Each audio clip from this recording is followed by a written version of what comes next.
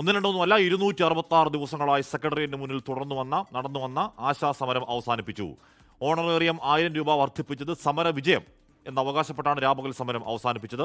സമരാവശ്യങ്ങൾ പൂർണ്ണമായി അംഗീകരിക്കും വരെ ജില്ലാതലങ്ങളിൽ ആ പ്രതിഷേധം സമരങ്ങളിൽ വ്യാപിപ്പിക്കാനാണ് ആശമാരുടെ തീരുമാനം. ഫെബ്രുവരി 10 സെക്രട്ടേറിയറ്റിന്റെ നോർത്ത് ബ്ലോക്കിൽ തുടങ്ങിയ സമരം ഐതിഹാസികമെന്ന് വിശേഷിപ്പിച്ചാണ് ആശാ വർക്കേഴ്സ് മടങ്ങുന്നത്. 1000 രൂപ ഓണറേറിയം വർദ്ധിപ്പിച്ചുകൊണ്ടുള്ള സർക്കാരിന്റെ പ്രഖ്യാപനം സമരവിജയമെന്നും സമരക്കാർ ആവർത്തിക്കുന്നു. സെക്രട്ടേറിയറ്റിന് മുന്നിലെ സമരപന്തൽ നീക്കം ചെയ്തു.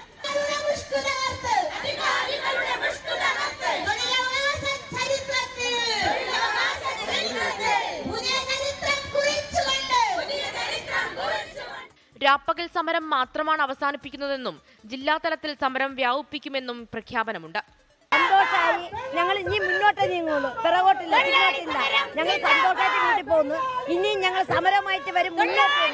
സമരപ്രതിജ്ഞാ റാലിയോടെയായിരുന്നു സെക്രട്ടേറിയറ്റിന് മുന്നിലെ പ്രതിഷേധം ഔദ്യോഗികമായി അവസാനിച്ചത്. പരിപാടി പ്രതിപക്ഷ നേതാവ് വി.ഡി. സതീശൻ ഉദ്ഘാടനം ചെയ്തു. മുൻ പ്രതിപക്ഷ നേതാവ് രമേശ് ചെന്നിത്തല, കെ രമ, രാഹുൽ മാങ്കൂട്ടത്തിൽ, CP ജോൺ തുടങ്ങിയ നേതാക്കളും പരിപാടിയിൽ പങ്കെടുത്തു. 24 തിരുവനന്തപുരം. 1000 രൂപ എന്ന് പറയുന്ന വലിയൊരു വർധനമൊന്നുമല്ല പുതിയ കാല കേരളത്തിൽ എന്ന് എല്ലാവർക്കും അറിയാം. എങ്കിൽ കൂടിയും 266 ദിവസങ്ങൾ എന്ന് പറയുന്ന ചെറിയ നമ്പർ ഓഫ് ഡേയ്സ് അല്ല. അതും ഏതെങ്കിലും പ്രത്യേക രാഷ്ട്രീയ പാർട്ടിയുടെ പിന്തുണയില്ലാതെ അല്ലെങ്കിൽ അവരുടെ സമരം മുന്നോട്ട് കൊണ്ട് ഫണ്ടില്ലാത്ത കുറച്ച് പാവം സ്ത്രീകൾ ഇരുന്ന സമരം 266 ദിവസം ആ സമരത്തിന്റെ പല രൂപങ്ങളും മുന്നോട്ടേ കൊണ്ടുപോയി. അതിനിടയിൽ ആ സമരം തകർക്കാൻ പല നീക്കങ്ങളുണ്ടായി, പല അധിക്ഷേപ വർത്തമാനങ്ങളുണ്ടായി, സമരം പൊളിക്കാനുള്ള നീക്കമുണ്ടായി, ഭീഷണിയുണ്ടായി.